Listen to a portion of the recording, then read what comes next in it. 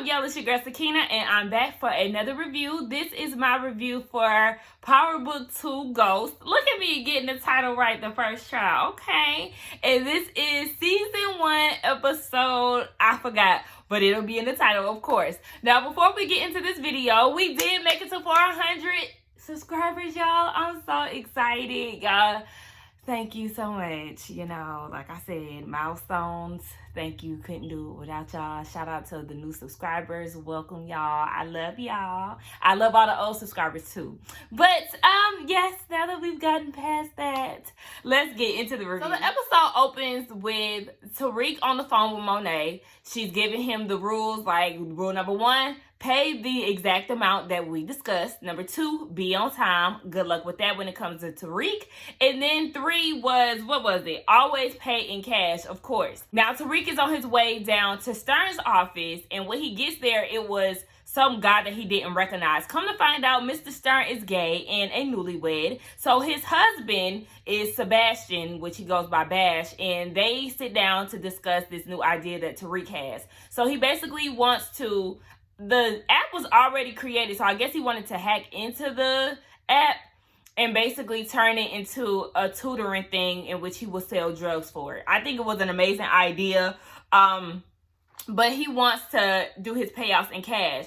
Bash is like, Stern is going to want a record of that, but Tariq quickly peeps that Bash is an opportunist. You know, he's probably using Stern for his money too. So he was able to make a deal with him. They agree on 5% and they'll do the cash. Now we see Tasha is calling Tariq and she's like, look, I need you to get a gun. I need you to be protected. I know what you out here doing. But Tariq is like, I don't have anybody that can help me with a gun, baby. Everybody is killed and Tommy is ghost. No pun intended, but you know what I'm saying. So she was like, there was a stash out or whatever.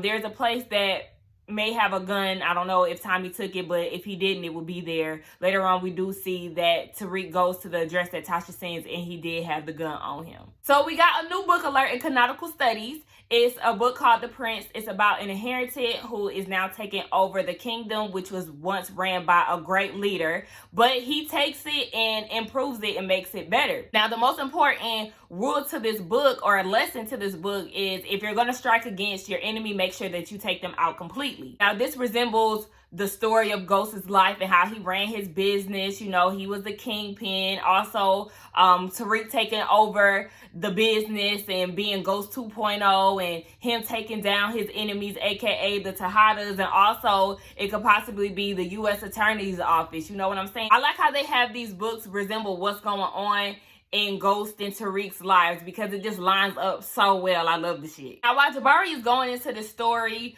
Kerida and Simmons come in to break up the lesson, and they tell them about the fellowship program, which is the program that allows one student, which I thought was weird. I always thought that it was multiple students got this opportunity, but it's competition based. So one student will be able to win this program, and they win the expenses paid trip to DC, and they'll be like under somebody. And then they also have the chance to graduate early, which we know is the grand prize, and Tariq is definitely out to get that.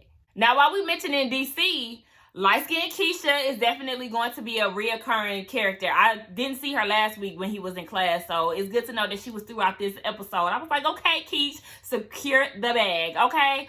But she was telling Lauren, like, ain't your man out there in D.C.? Girl, you better try to get this shit so you can be with your man. And Tariq is like, oh, you got a boyfriend. Okay. So we know we'll see him later and we'll talk about him then. Lauren goes and talks to Jabari and was asking him what they're looking for a candidate out of the program. And he was saying somebody who does well in academics, you know, somebody who is a good reflection of Stansfield, yada, yada, yada. So she wants to set up a meeting or a dinner outside of campus at her parents' house. And before she said at her parents' house, you know, Care Dad is giving her the eye like, look at this shit. And then Jabari is like, okay, well, you want to meet out of the school? Like, where at? And when she was like, my parents, you know, he was a little relieved. That was like, you just can't resist temptation, huh?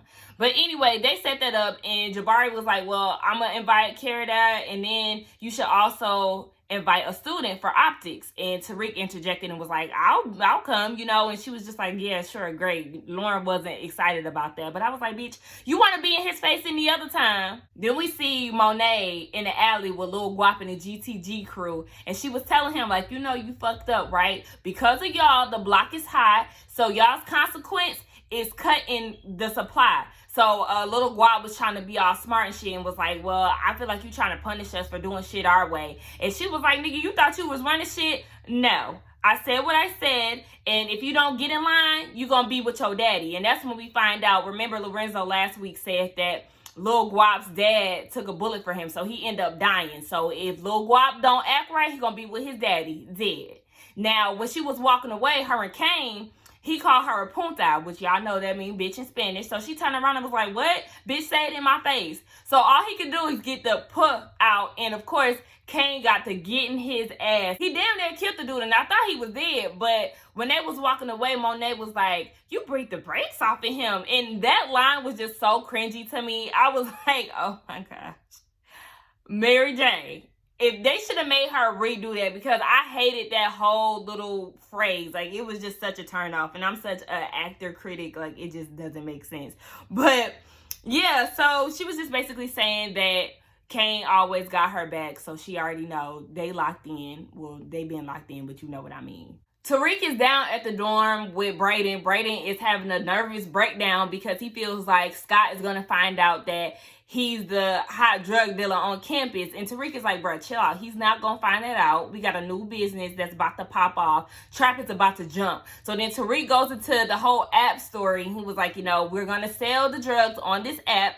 I need you to get some recruiters. Well, I need you to recruit some people to sell the drugs. Now, we got to sell the business as well. So these tutors have to be smart, and they also have to know how to sell drugs. So they're going to go after financial aid kids because they need the money, and they're smart as hell. And then they're going to sell the drugs based on the different categories. So math is going to be weed. You know, they got different categories. Chemistry uppers and economics is downers or something like that. So it's just very, very meticulous and very smart the way they're doing this. Now, Brayden asked a good question. Okay, so how are we going to figure out who wants drugs and who just wants the tutoring? He was like, the ones who want the drugs go after the premium package. This shit was so smart. And I was like, you are really your dad, for real. I love the way that this storyline is going down. So we can see that the trap is really about to blow up. We see that they end up celebrating because the shit is just working. Like, Tariq goes and drops off some money to Davis, and you know, a good little stack of money. And he was pissed off at Davis for wasting the money on a mock trial. But Davis was like, no, that was needed to prove that your mom does not have what it takes to be on the stand. Tariq wants to take the stand, but Davis is like, no, you're her mother. You're... What? Davis was like, no, you're her son. So, of course, you're going to defend your mom. What we need to focus on now is Sax. This case is more so about Sax and getting him off the case. And worst case scenario, he'll be off the case and we can send it to the locals. Best case scenario, they'll drop the charges overall. So they're working a new angle these days. So Tariq leaves and Paula is like, no, do you not see what's going on? He just gave you a whole bunch of cash. He was raised by 2 liars, and he just emotionally shut off. Like, you don't see the problem here? Davis was like, I mean, if he got some bullshit LLC, I don't give a fuck. And he holds the money up to his ear like, hello, baby, listen. Money talk, bullshit walks. He ain't trying to hear none of that. And I was like, that's right, Davis. Fuck all of that. So then we get this quick scene with Tasha. She's talking to Layla, and she's giving Meredith the eye, you know, the guard. And Layla is like, stop looking at her. She gonna come over here. But Tasha's like, somebody is watching me. And Layla was like, look, that's your problem. And that's when she walk away. Of course, Tasha thinks that it's Meredith, but no, baby, it's Bishop. And he over there taking pictures and looking at you. And we see that Davis is off at the judge's office with Sax, and he's letting her know that he wants Sax off the case because Sax is biased against Tasha and the crew. You know, Tommy and all of them. So then he goes into this long list of things that Sax done. One of them was being a part of the case where Ghost was accused of killing Greg Knox. You know, he helped frame Ghost. He went to Tariq's school, was trying to get him to talk, partay with no parents around. You know, that's not allowed. And he also threatened prosecution against Tariq and Tasha if they didn't show evidence against Ghost in his last case. And now here they are. But all this information, the judge was like, all right, you can bring in your witnesses. Sax, I got my good eye on you. If this comes out to be some bullshit or a political move, honey, you're getting kicked off of this case. And I was a little worried when he was like, or when the judge was like, bring the witnesses in. I was like, oh my gosh, Blanca, watch out, girl. They might try to kill you. But we see that didn't happen. So this is when stuff gets to turn a little interesting, right? So we got the Tejada kids in the kitchen talking. Of course, they always getting caught by their mama. You know, the GTG boys are out. New business partner is Tariq. Everybody looking like, what? Why? What's going on? Kane is totally against it. Monet asked Drew what he thinks about it. Drew said, you know, Tariq is smart, whatever. Then she asked what Diane thought about it. Diana said, you know, I feel like we need to see how his operation is running. Now, she sends Drew to go take a look. Diana wanted to go, of course, but, you know, she hot in the ass, and she's sneaky. So Monet is like, hell no. Matter of fact, give me your real phone for pulling that stunt that you pulled the other day. So she sends them on their way, and Kane is like, I don't trust this. We need to just stick with GTG. Monet is like, no, this is the new business move.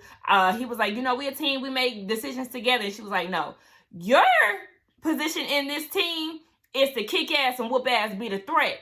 You need to stay in your lane. I got this. So Drew stops by Tariq's dorm, and he was like, okay, you live in lavish. I see all of this. And he wants to know what's going on. Tariq is no dummy. He figures out that his mom is the one who sent him there. So Drew goes along with him, you know, on his class journey. And they go to this art class. Mind you, Drew draws. Oh, that's a tongue twister. Drew draws, okay? He's an artist, and for some reason, he's allowed to come into this class in which he is not enrolled in. Like, I was so confused by that, but whatever, we're gonna go with it. Now, they had to split up. Tariq couldn't work with Drew.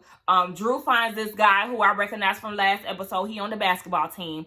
And when the dude was like, oh, do you have a partner? Drew was like, no. And I instantly knew, I said, oh my gosh, Drew is gay. Like, it was so obvious when that dude was like, do you have a partner? I said, he is gay, which means Drew is gay because Drew had a big ass smile on his face when he approached him. Later on in the episode, we do see that Tariq definitely peeped what's going on between them. So I don't know if he's going to use that later, but he definitely seen them being all googly-eyed and chummy.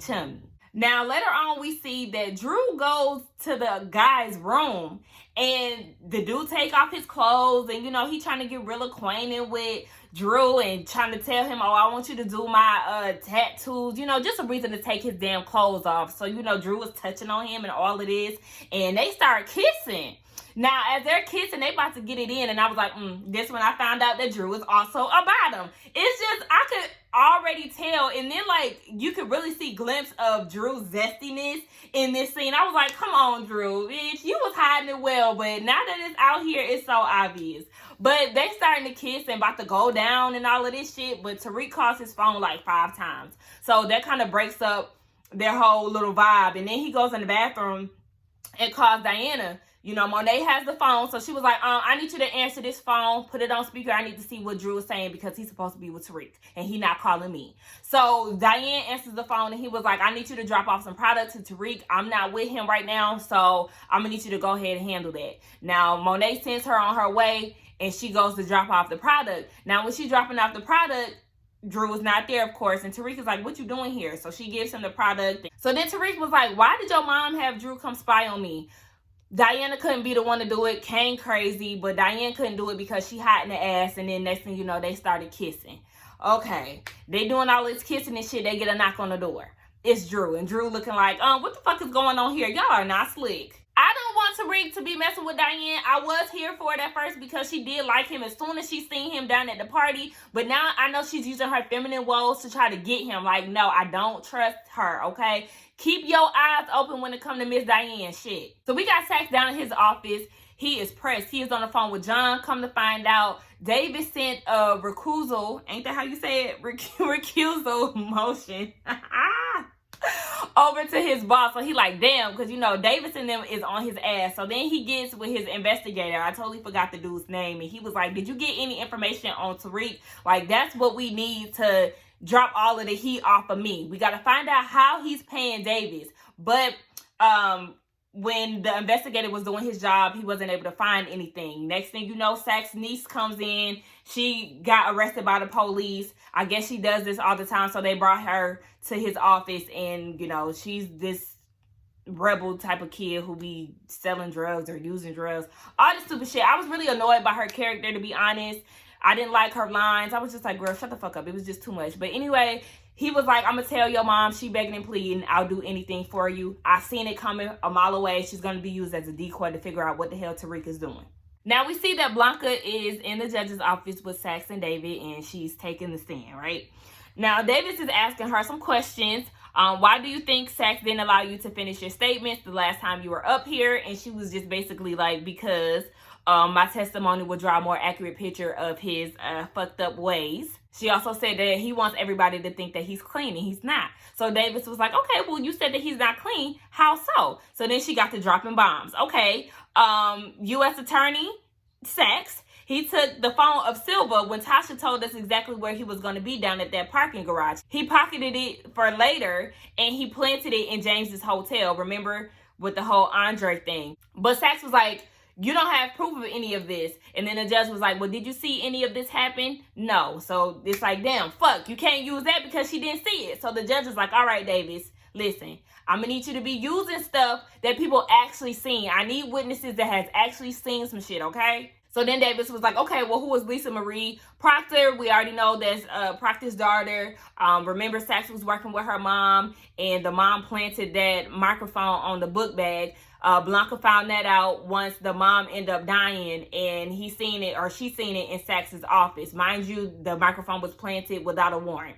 Bad. She also used the example of how Sax was feeding Tate lines on him admitting to seeing Ghost kill Silva, which we already knew was not true. Blanca did have a problem with it, but she didn't stop it, so that was the issue in itself. So since she didn't stop it, what Sax did was flip all this shit around and was like, didn't you do the same thing with Andre Coleman and try to make it seem like he seen Ghost kill Silva too? Like, baby, we're one of the same. Don't try to be slick. I was like, this goddamn bastard. He is so good with this, or just so dedicated to taking Ghost or Tasha down. It's just like, fuck. But yeah, Bianca, your ass is cricket too, which is why we don't fuck with you either. So the judge was like, too bad, too sad. Can't use her either. But while we at it, make sure that you bring Tate down here, because I want to holler at him too. So Sax is like, fuck. Speaking of Tate, we see him down somewhere with John and Steven. And he's like, look, I don't want to testify, but they like, I don't give a fuck. This is what you gonna say on that damn stand. Tate is down at the judge's office, and he's giving his rundown. He said that he didn't lie about the whole James and Silva situation, but he did lie to the authorities.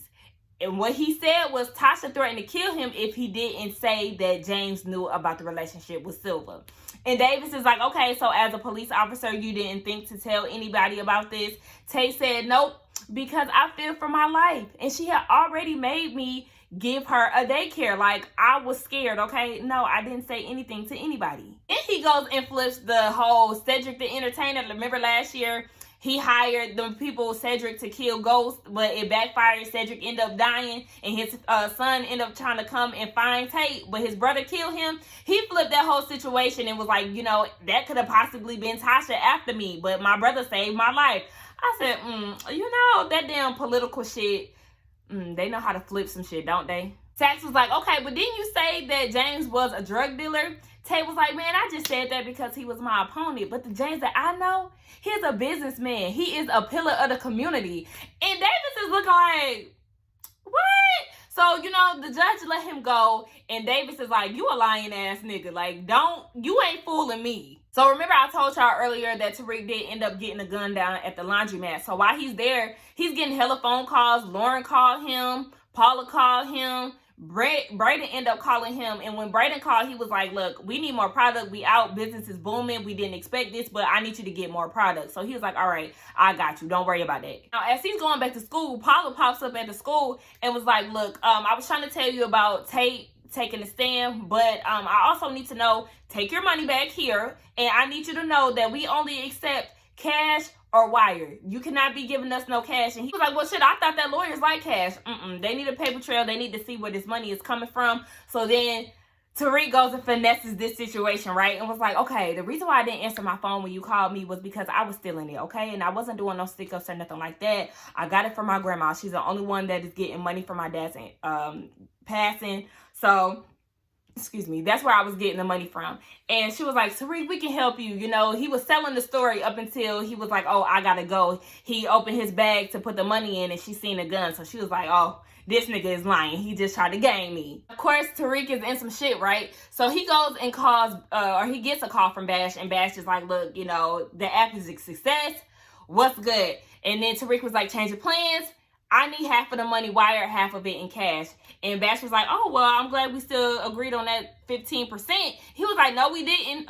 But you need Bash, so you got to make this happen. So that's the new agreement now. And then later on, we do see that Bash wired the money to the lawyers and them. Monet is talking to Drew, asking what information did he get from Tariq. He didn't get anything. He also was like, he already knew instantly when I arrived that you sent me. The kid is smart. And she was like, okay, so you didn't find nothing out? No. Okay, that's good. He's being careful. Now, where the money at? He was like, in my book bag. She goes in there, she gets the money, but then she looks at his little sketchboard and she sees that he's been drawing a man's body. So then she goes back to the bathroom and was like, look, I know that you're not basically this street guy, but, you know, we're trying to trust you. We know you smart, you strong, all of that. But just know, be careful out there in them streets, honey, okay? Mama love you. And make sure you always come home. AKA, get out that closet, okay? No, what made me think about that, what made me say that is when she said, where was it? Let me see. She said, be careful. Not every man is like our family. And when she put emphasis on man, baby, she know you gay. You know, mama knows, okay? She just trying to tell you, be careful out there in the streets, okay? Now we see Tariq doing his infamous run around town. He trying to get down to a floral shop because when Lauren was texting him earlier, she was like, my mom like flowers. That would be a good touch. You know, make that happen. He wasn't able to do it. I'm like, damn, nigga, you can go to the corner store, get a little $12 roses. But whatever. He ended up going down to her house, late as hell to the dinner. They down at dessert at this point, and her mama was like, yeah, you know, you on CP time, trying to be shady and all of this shit. So then they started talking about The Prince, the book The Prince that they're studying right now. And Jabari starts to go into this rant using all the big words that he can on his T.I. shit. And Carrie cuts him off like, we're not talking about that. So the parents start being shady. And they was basically questioning Tariq's capability of reading the book. And also his stability because he named 2 different schools that he went to. And it's like, don't try to be, it was reminding me of something that I could not remember. I've seen this type of thing happen on TV before. But Tariq is like, no, I'm very capable of reading a book, bitch. I read the shit twice and I understand it. So the mom was like, the book is nothing but a handbook on how to create the perfect sociopath. Don't you agree? And Tariq was like, no, it shows you how to get what you want in an effective way. And he was like, I think it's better to address your competitor instead of waiting for them to storm your castle. Boom. Don't try it, bitch. While he doing all of this, Lauren is impressed like, okay, yeah, my nigga's smart. Don't do it. He is definitely your competition, sis. So then the parents was like, you know, we've been watching your case going on with your mom. And Jabari was like, oh, Carrie, don't you know Davis? And she was like, yeah, she told Tariq to be careful. I'm just like, why are y'all bringing this up? It really made me want to cuss out his parents. And Jabari and Carrie, they didn't go into this whole thing between them. You know, it started getting real awkward and the tension between them was just so evident. It was like, now is not the fucking time to be talking about y'all irrelevant ass love problems. So Lauren and Tariq, they get up and they go to another place at her house and they start talking about her brother, but I really didn't give a fuck about that. Lauren is saying, I really want to be a part of this fellowship program because I need to get away from my parents. Tariq felt the same way about Ghost, and Lauren was like, well, how did you get him to back off? He died. That's how. I killed his ass. So Lauren was like, oh my gosh, she never talk about that. You know, basically she want to be here for him. And I was just like, all y'all hoes want to be here for him. Carrie Dad, Lauren, Diane, like, at this point, I don't like neither one of them. So basically they start kissing. And then next thing you know, a door knock happens, and it's her boyfriend. Her boyfriend is this damn Poindexter who is uppity as hell. Her mom is the one who made this surprise happen, and she was like, oh my gosh, you're here, da da da. You know, the parents love him. They don't like Tariq, and that's what it was. Then we get this pointless ass scene with Carrie Dot and Jabari. They're alone again after her sponsor said don't be nowhere with him alone and with the door closed. As soon as she closed the door, I knew what was going to happen. They get into some argument that I didn't give a fuck about. I start fast forwarding because they had sex. We don't give a fuck about these people. They're strangers. We don't give a fuck about them having a tumultuous relationship, sex addicts. Like, I don't give a fuck about that. America, the people, don't give a fuck about their storyline. Courtney, get rid of them, please. We don't want to see them in the next season. Now we see that Sack's annoying ass niece is scoping out the place at one of these parties on campus. Sax was like, don't say nothing to him, you know, just scope it out. She was like, I'm on it. So she sees him, and then she was like, oh, you have a dark energy to Tariq, and he just took the fuck off without saying nothing. So then Brayden was like, oh, I never seen you around campus, and they started talking, and you know, we already know that Brayden is going to fuck up this whole thing, right? So Tariq notices this guy. So he goes upstairs to talk to the guy and was like, oh, dude downstairs in the peak jacket, he's selling pills. And the dude was like, I'm not with that. So then the dude goes and tells some guy, who then goes and tells Scott. Next thing you know, Scott goes approaches Brandon and they start fighting. And Tariq is just down or up there just looking down at them like, this all worked out just like I planned, looking just like his daddy when his daddy be down that truth. I was like, damn, he really is Ghost. But they started fighting. Come to find out, this was all planned. Old girl, niece girl, she took a picture of Tariq at the party. And Brayden is doing all of this to basically please her. Like I said, he's going to fuck all of this up because he's going to tell that girl all his business. Remember I told y'all that Bash sent the money over to Davis and them. So while the money was being delivered, Miss Paula was getting down and dirty with Davis. Baby, they having a whole sex scene. I was like, okay, this sex scene I can get down with. That whole Jabari and Carrie shit, I'd be like, get the fuck out of here. But they getting down or whatever. And then she told him, you know, I just got the wire from some fishy ass LLC, like I said. But Davis is like, why are you worried about that? Like, this is the last thing that you need to be worried about, honey. We getting it in. But she's still questioning what Tariq got going on. But they were like, we need to figure out a way to take down Sax. Somebody who isn't as close to him or something like that. Somebody who doesn't discredit him like Blanca did. So then, like, they thought about it. Oh my gosh, we think about the same thing. Come to find out, they subpoenaed Tamika. She's like, damn, you son of a bitch. So we already know we're going to see more about how that goes down at the judge's office at some point. Also, Paula, you need to close your legs to married men, okay? You are the head of this whole law firm. However, if you get caught up in your feelings because you messing with a married man, you can fuck this whole firm up, ma'am. No. I think I told y'all already that Tariq set up that whole thing for Scott to get suspended because he laid hands on a Weston, so that's the reason why he got suspended. That'll clear up some space for the competition and they can thrive. But we see him down in canonical studies. Lauren comes into the class and she doesn't sit next to him, so he packs up his stuff and he sit next to her and was like, look, ain't no bad blood, okay? I know you got options, baby. We 18, okay? We just out here playing the game, so don't take it personal. You know, it is what it is. Now, while he doing all of this, Diane texts him 4 times and she all on his phone was like, who is Diane? Bitch, I told you I got options, okay? Stay out my phone. Both of these girls is nosy as fuck. Now we see that Tasha is down in her cell doing fucking push-ups. I said, Tasha, bitch, you better get real used to being in jail trying to do push-ups and shit. I was like, bitch, okay. So she gets a phone call or a text message, and it's from Lorenzo. It's a picture of Tariq, and he's basically like, your son is out here doing good. He lived another day. We also see that Sax gets the picture from his niece of Tariq at the party. To me, it doesn't mean anything, but I guess they're gonna run with that, and that was the end of the episode. So y'all tell me what y'all think. I really enjoyed this episode. It really is starting to pick up. However, next week is the mid-season finale. I'm like, damn, I feel like COVID is the reason why it's at the half point, because I can't even remember what episode we on. I think it's like 4. I don't think we at 5 yet, but whatever.